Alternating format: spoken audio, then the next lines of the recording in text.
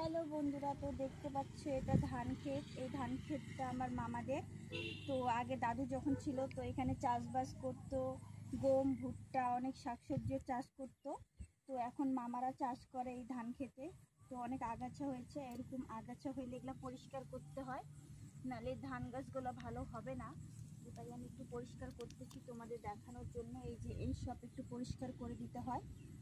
দাদু যখন ছিল লাঙ্গল দিয়ে অনেক কিছুই লাগাতো, কারণ তখন তো আর ওরকম ব্যবস্থা ছিল না। তবুও পাট চাষ করতো, ধান চাষ করতো, গম চাষ করতো। আর মামারা এখন খুব বেশি কিছু একটা চাষ করে না, শুধু ধান চাষই করে। আর তখন অনেক আসতাম, এই কাদার মধ্যে খেলা করতাম। মা ধান লাগাতো, মামারা সবাই ধান লাগাতো দাদুর সাথে। তো তখন অনেক মজা করতাম, ওই স্মৃতিগুলো এখন আর ফিরে পাই না। তো ভাবলাম যে আজকে তোমাদের সাথে একটু শেয়ার করি আমি, তাই এসেছি। আর একটু আগাছাগুলোও পরিষ্কার করে দিচ্ছি। তো দেখো তোমরা ভিডিওটা।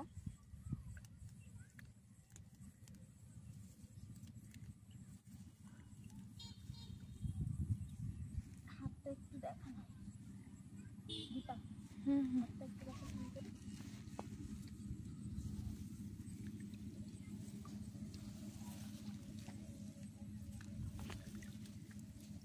তো এইভাবে এগুলা পরিষ্কার করি আমরা, অনেক কষ্ট করে। তারপর ধান চাষ করা হয়। যারা সব সময় চাল কিনে খায় তারা তো এই মর্মটা কখনো বুঝবে না।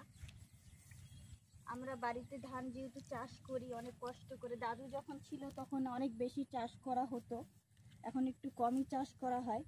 তাই এটা তোমাদের সাথে একটু শেয়ার করলাম। তো ভিডিওটা কেমন লাগলো আমাদের গ্রামের একটু সবাই জানাবে, আর সবাই একটু ভিডিওগুলো বেশি বেশি শেয়ার করবে। আমি গ্রামের মেয়ে, আমাকে একটু তোমরা সাপোর্ট করো। আর দেখো পুরো ধান ক্ষেতগুলা।